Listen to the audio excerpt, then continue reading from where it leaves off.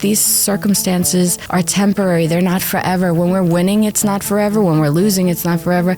When we're in pain and hurt, it's not forever. There's going to be brighter days. Today in studio, we've got Patricia Millicent Poggi of EJ's Pajamas, aka EJ's PJs, who's made such a difference by taking her life and turning it around and being an inspiration for others, but also paying it forward. Food has always been my addiction. Here comes the emotions, I told you. But listen, you are safe here. I want to dig into how you felt, because it must have been painful, shameful, to the extent of you being able to make this amazing transformation. I only wanted to be a mother, and I didn't want my children to not have a mother that was healthy. I know the feeling of finding faith. And a family that supports you and takes the weight off your back and continues to help you grow. You do the same for so many others, I'm sure. All right, where's the tissues? We don't have a good show unless there's a good cry here, so.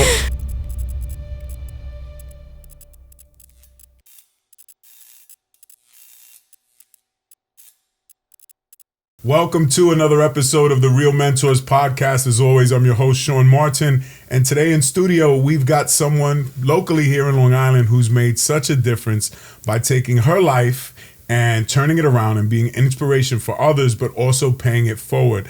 Today in studio, we've got Patricia Millicent Poggi of EJ's Pajamas, aka EJ's PJs, right in time for the holidays. So she's going to tell us not only about her story, but about this amazing program that's pretty much reached all over Long Island, if I'm not mistaken. Yes. Welcome to the show. How are you? Thank you so much for having me, Sean. I appreciate the opportunity. I appreciate you coming out. We expedited it a little bit, which wasn't ideal for you, but you made it happen. Yes, we did. And looking amazing too in her PJs. That's so right. We are in character today. Yes. And it just sir. happens to be Halloween, so yes. it all works. Yes. Are we going out in this later, or this is just for us? This is just for here. Look at that, how exclusive. So, Patricia, tell us a little bit about yourself. Where'd you grow up? Center Reach, New York. So well, we're in New Island. York, but You're a Center Long Reach. Island girl, yes, I am. Okay, I haven't heard the accent yet, but give us some time. I'm sure we will. What was that like growing up in Center Reach? Well, I have resided there really since about 5 or 6 years old. Previously, I lived in Levittown. My mother and father moved out to Suffolk County.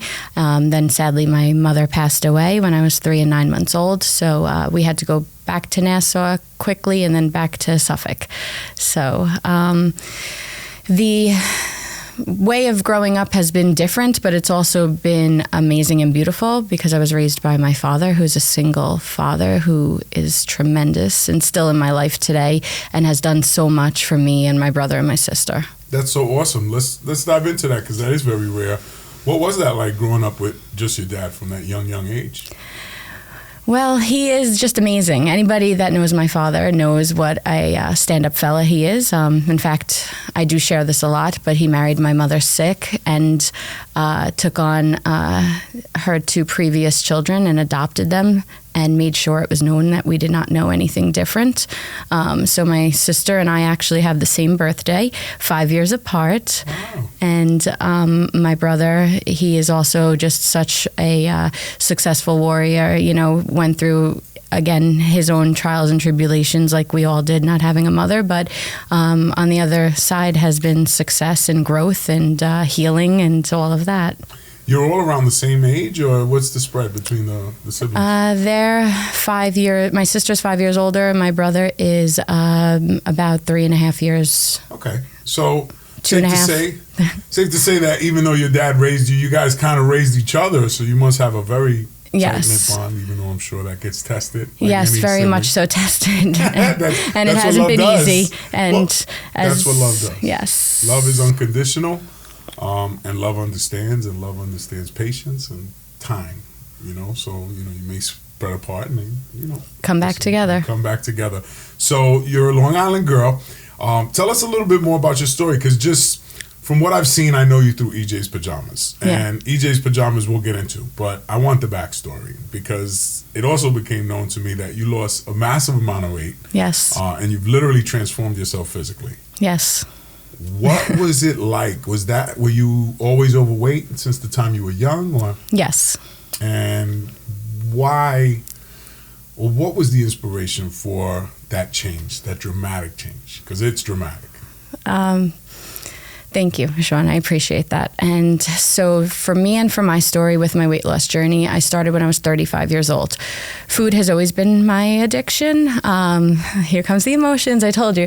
But listen, you are safe here. It's always been like being raised not quick, fast, easy food, not knowing nutrition and the value of it and such. So it kind of became more of, something that comforted you and such. So when I was 35 at that point, I had 3 children already. And my middle son is a hockey player, and I share this story a lot. I didn't want the audience to pan when he made it one day and was like, look at this kid that's athletic, yet mom can't take care of herself. Mm-hmm. And so he was one of my inspirations, as well as always just hoping and praying and asking to continue to be able to lose weight and never really being successful with it. But I, for whatever reason, on July 12th, 2013, started my journey, all natural, at 300 pounds, and just kept setting myself up little goals, writing it down, documenting my food, and just kept going and going. And not only the first year getting like about 80 pounds off, but I kept going and going into races and mini triathlons, a triathlon, duathons, and then I started the one gentleman that helped me to learn bodybuilding. I started getting into competitions and sharing my story with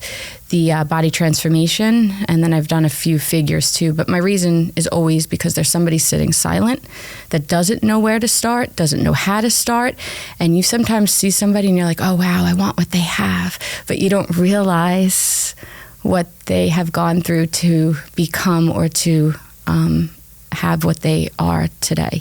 So for me, it's just been a journey. It still is a journey. It's still very hard. No matter, I always say I'm not cured from food addiction. Food is all around us. It's everywhere, but I change up everything all the time, switch it up. I'm in another phase of life. I'm sure everybody that is on any social media knows the perimenopause phase. It's a real thing. Your body changes. I'm 47, so it changes. Things change. So you have to, again, be careful, again, what you're putting in your body. And for me, for this leg of my life and for the remaining, hopefully I live to 110, I'm working on the inside to make sure that all of the health that goes into my body, mind, spirit, and soul is going to be for longevity of life. Yeah, that's beautiful. And what was the moment? Now, you mentioned it was July, you were at your son's game. I want to dig into how you felt, because it must have been painful, shameful, to the extent of you being able to make this amazing transformation. And everybody gets motivated. But to change your identity around food and eating, that's powerful, but it also takes an equally powerful pain to spark that. So I want to dive into that. What did you feel like? Because people don't necessarily understand that there's so many people that feel that way. There's so many people that reach to food to comfort them. There's a million other things, but I'm focusing on food. Yeah. Because I too, for all my life, have found comfort in food. Even to this day, I find comfort in food, but much more carefully now than before. So what was that pain? What was that feeling, if we could describe it? Well, for me, I lost my mom, like I shared, when I was young, and I only wanted to be a mother, and I didn't want my children to not have a mother that was healthy and that was able to be there and to be doing the things that mothers should be, because I didn't have a mom, so I didn't necessarily know how to be a mom, but you figure it out along the way. Yeah, that's a beautiful thing. So there's the pain, and there's the purpose, and there's the mission, and there's the reason. Wow. So as a man and not having a father, I am equally committed to my family, and I am equally committed to my health because of that.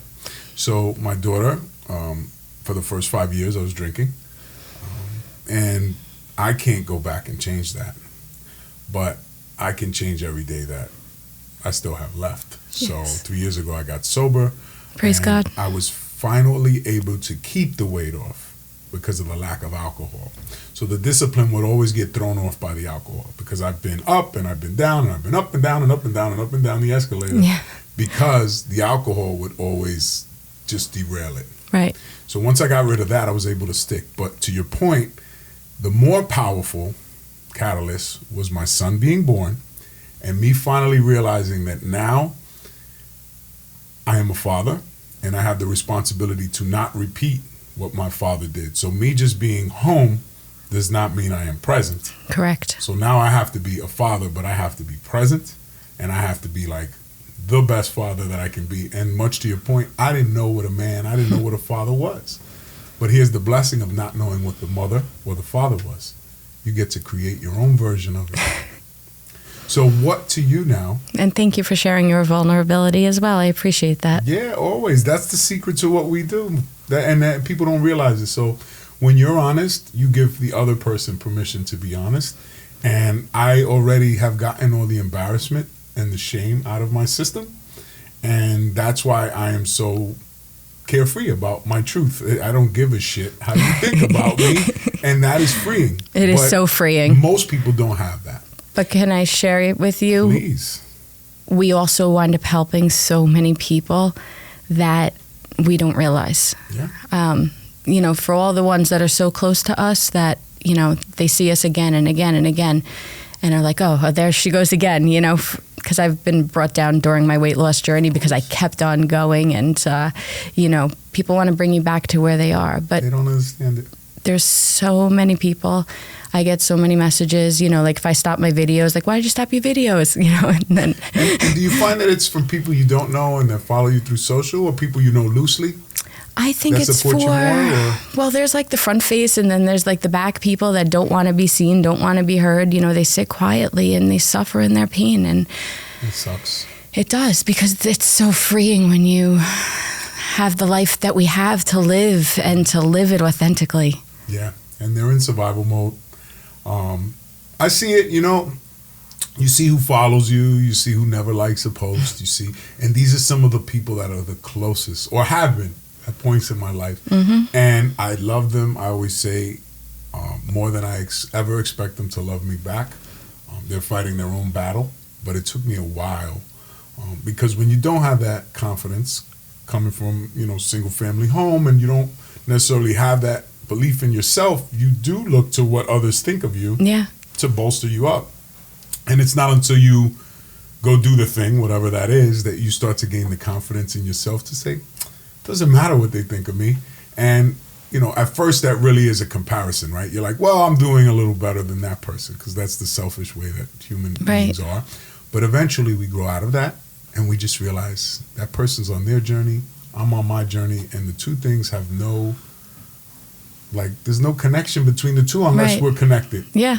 So we value the opinions of so many others. How has faith allowed you to free yourself from the chains of that? Because I know faith is an extremely big part of your life. It is, and so is my beautiful church family, I just have to say. I have to shout out to Connect Church because, they also have helped grow me in who I am. So, how long have you been a practicing Christian? I got baptized in 2022. Oh, so very fresh. Let it out, girl, because I know the feeling. I know the feeling of finding faith. And a family that supports you and takes the weight off your back and continues to help you grow. Yeah. And you do the same for so many others, I'm sure.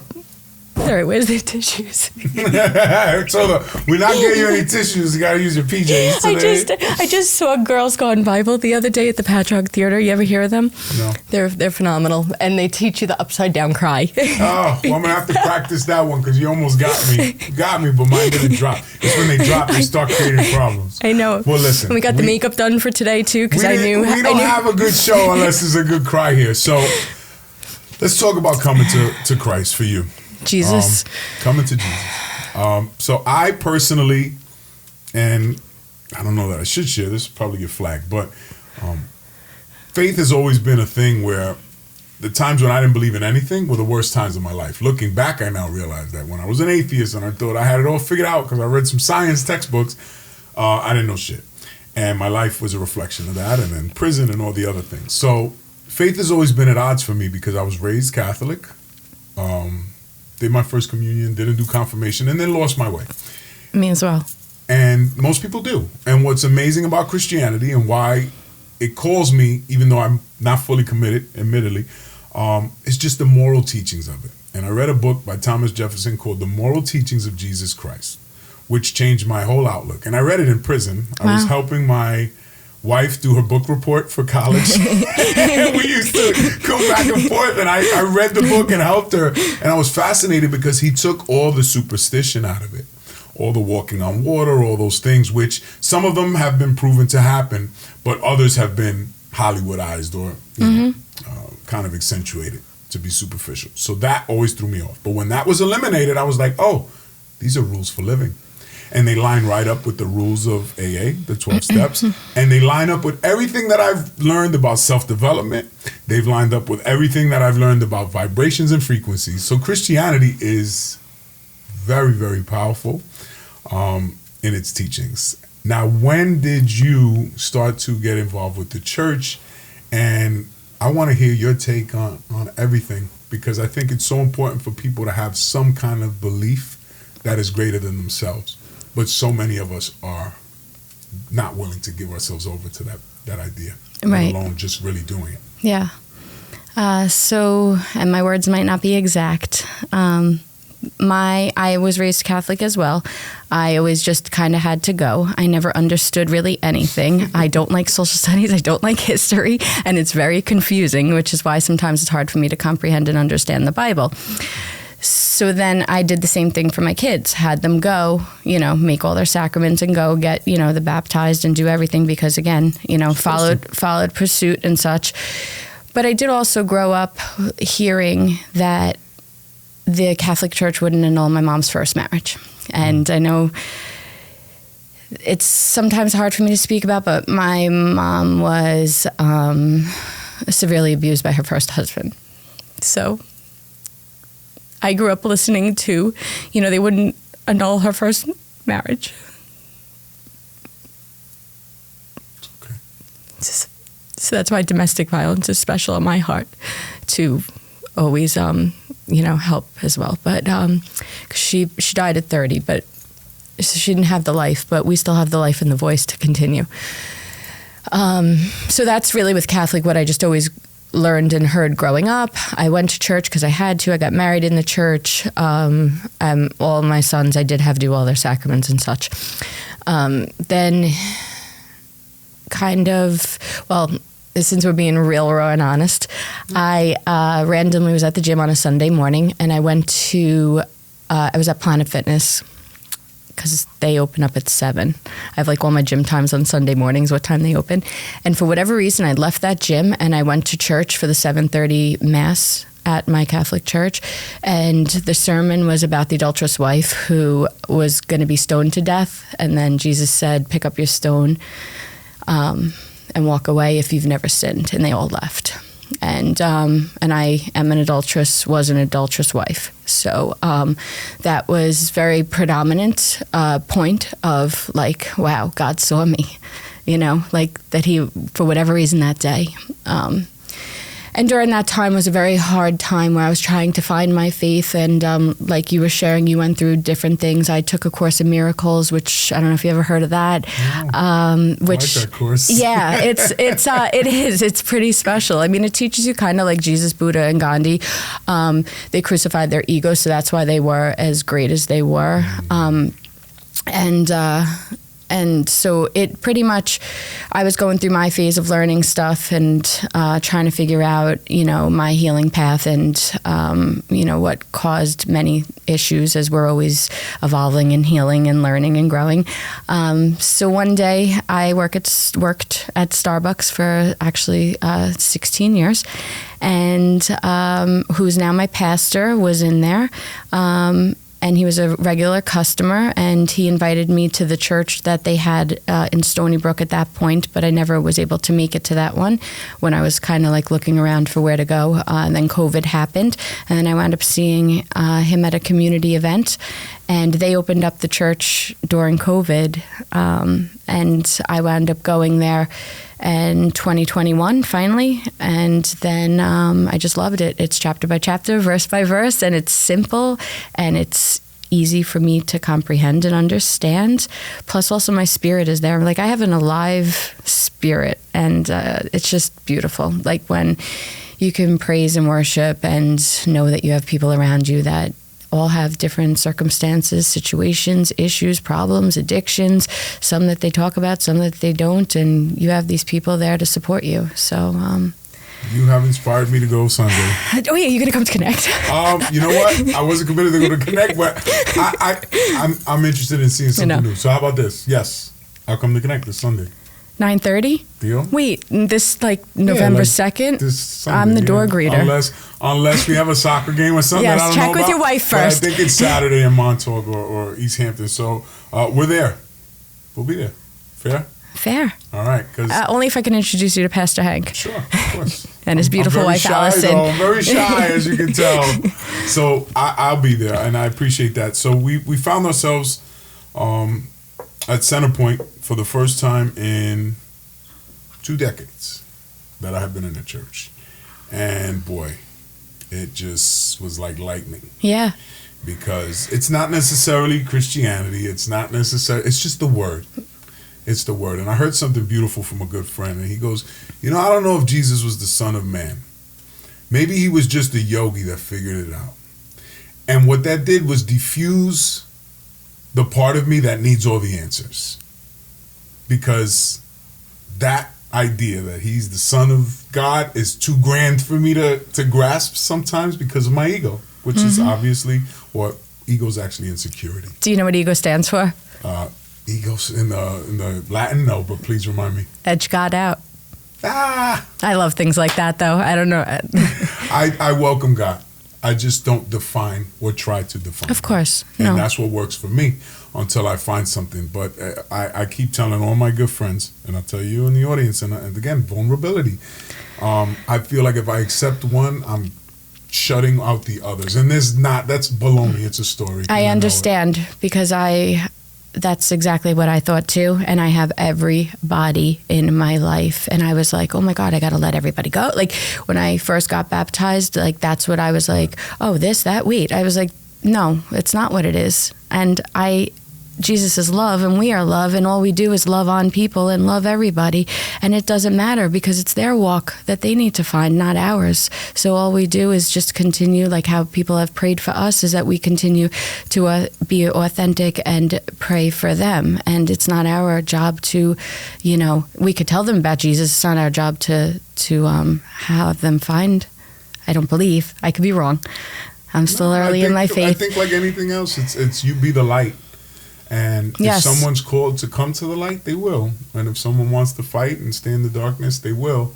And unfortunately, no matter how hard we tug or try to lift someone up, they are comfortable in the dark. And not always. Hopefully, they'll find the light. Sounds like you've been there. Like we get comfortable in the dark. We get comfortable in the sadness. And spirituality and faith are the things that can bring us out of that. Physical challenges are the thing that can bring us out of that. Yeah. So you're doing, like I said before we started rolling, you're doing all the things. And because of you finding yourself and you finding greater meaning in life, and even before finding the church, you started EJ's Pajamas. EJ's PJs. EJ's PJs, which has a better ring to it, which I instantly saw when I moved to Long Island because your boxes are everywhere during the holidays. Let's dive in. How did that start? And let's promote the heck out of it because Christmas is coming and we need to make some impact. Yes. You don't even know the impact we're going to make yet, Mr. Martin. I've seen it's been getting bigger every year since I've been watching, so I can't imagine this year is going to be an exception. Yes. Can't wait. So in 2011, EJ's PJs was established, you could say. My brother Brian told my 2 older sons at that. EJ's PJs is Edward, Jeremy, and Patrick. So my 2 older sons at that point, my brother said to go find a soup kitchen or go find a place to donate to. He always gets them and spoils them kind of with like big, beautiful, elaborate, nice, generous gifts. So, and we are very blessed that he does do that for them. We said we always wore Poggi plaid matching pajama bottoms. Why don't we start collecting pajamas? So off of our front porch, we collected the first year through family and friends and neighbors 34 pairs of brand new pajamas, and we donated them locally. Selden Center Youth Association sadly is no longer there, but the gentleman would get up and explain to my children that these pajamas were going alongside the toys and that families have to come in here and this is where they shop for their children. So every year we always donated there. They would hold up a sign, count out the pajamas, and we just kept growing. You know, it was like 34, then like 50 something, then 110, then in the hundreds. They closed down, and then we partnered with the town of Brookhaven, where we were able to give to the interface program there. So they have the nonprofits that sign up to be able to get the services. So our pajamas would go along with the toys there. And then we also actually gave to Gary Brown and to Kershal Anthony in 2019 when we started getting into local businesses and growing more. 2019 was a big year where we had just a couple of boxes, only really like 4 or 5 in, the mechanic shop up the block and, the butcher, like just random local places. And then each year it kept growing and growing. My youngest son would come up with a number. He wanted us to go out and to try to collect. We would have a meeting with the councilman Laval at that point, but now he's the county clerk, and we would put a plan in action to make it happen. In 2022. What was the number, if you don't mind? No, that's fine. In 2000, I know my numbers well. So 2019 it was 500. In 2020 it was 1,000. 2021 it was like 1,500. 2022 was 2,000, and it was 2022. So I was like, let's do 2,200, and we did over 2,400. So that year, we also applied for our nonprofit status because my youngest son, Patrick, laid on my heart that he wanted us to be like how Toys for Tots is. Oh, wow. So that was a whole nother learning curve of, you take something and now you're becoming something more. And now you have to learn more. And, so the ins and outs of running a full nonprofit are challenging, but at the same time, it opened up more doors to be able to help more people. And we were able to give to not only children, but to adults as well. So present day, we've given out pretty close to 20,000 pairs of pajamas from that 34 pairs. Wow. All over. We've reached a couple of other states. Last year, we got a small 46.2-pound box to Uganda, Africa. And we have big dreams. We call our team the Dreamers. We call the people that receive the Dreamers because these circumstances are temporary. They're not forever. When we're winning, it's not forever. When we're losing, it's not forever. When we're in pain and hurt, it's not forever. There's going to be brighter days. Wow. 34. And what was it that you did last year? Last year we had about 5 to 6,000 during the holiday season. But because we're all year now, all year round, we went to Kentucky last year because the one gentleman, Larry, I always have to give credit for, I did not get anywhere on my own. Larry solidified our mission statement. He's a bus driver there in Kentucky. Bought a pair of pajamas for a child on the bus that didn't have. Whole story went viral. My good friend Kira sent it to me. I reached out. One message I was like, oh, we'll give the whole classroom. And the other one I was like, we'll give the whole school. But, we don't like to do things small. So we went down there and we blessed the whole entire elementary school in Kentucky with brand new pajamas. And we brought, do you know Kershal Anthony yet? No. We brought him down to hype up the kids because he teaches education and fitness and dance to the kids. So we did a whole pajama dance party for the children, and then I utilized my Starbucks resources, Toys for Tots. So the children got pajamas, toys, cake pops, and they had a dance party. So that is amazing, and kudos to you. I have a gentleman by the name of Rob Shear who runs Comfort Cases, which is nation and now worldwide. He was in shelters as a child, adopted. And then he aged out of foster care. And he decided, after becoming successful and, not feeling fulfilled, he transferred his success and formed Comfort Cases, which was based on the story of him carrying around a garbage bag. Yeah. And all the kids that are coming out of foster care, literally his story was, all right, you're aged out, aka we're not getting a check. Here's your stuff. The same garbage bag he walked in with, his foster parents put on the patio, whatever, outside of the door. Yeah, that's so sad. And was like, all right, you're gone. And he now made it his mission to get duffel bags so that at least they could walk in with a little pride. And the duffel bags have teddy bears now, toothbrushes and the like, blankets, pillows, I believe the whole nine. So and we need to get him pajamas. The pajamas thing, if that's not in there already, I think this is a wonderful introduction to be made. And it just speaks to the fact that when you're on the mission, right, God seems to roll out the red carpet for those who put others before themselves. So I just want to thank you so much for coming by. If you could tell our audience more about EJ's PJs, how they can find you here on Long Island, online, on social, let them know everything, because we really want to get you to what number this year? We're like hoping for like 7,000 to 10,000 this holiday season. Are we hoping for, or we're going to make happen? We're going to make it happen. That's how we do it here. Let's let them know how we're going to get to... Are we shaking on that too? Let's let them know how we're going to get to 10,000 this year. Please. Okay, we are going to get to 10,000 pairs of pajamas by making sure you first and foremost check out www.ejspjs.org, and that you go to the store. You can, at the minimum, just go grab one pair of brand new pajamas. You're going to see collection boxes all over Long Island starting next week, the first week in November, and dropping that donation into one of those boxes. We'll have all of the places that are going to be donating up on our social medias. You can also monetarily donate if you feel enabled to. And also, we want to welcome you. We have a big, huge event, which I didn't get to tell you, but December 5th, where we welcome all of the community businesses and all of our helping servant hands that have been there for EJ's PJs to come and enjoy a wonderful night with Santa Claus and friends. EJ's PJs Pajama Drive is our Instagram, and then there's also a Facebook as well. You will get me, so you can email info@ejspjs.com, and I will let you know where you can drop one pair of pajamas off. And if you would like or need, please make sure that you reach out to me too. There's somebody that is shy and doesn't want to ask, but for the people out there, know that we are here to support you, love you, and help you during your hard times. Listen, I want to thank you so much for coming on the show today. And I want to commend you, because if you can't feel energy, obviously through a camera, I feel energy here. And she's so soft-spoken, and I've been soft-spoken matching her energy, but it's not my usual energy. So here I am again. But I just want to commend you, because I also noticed how nervous you were. And you absolutely slayed it. You had nothing to be nervous about. And she fought through it. But what I'm seeing is the reason why you've been able to become successful in your endeavors.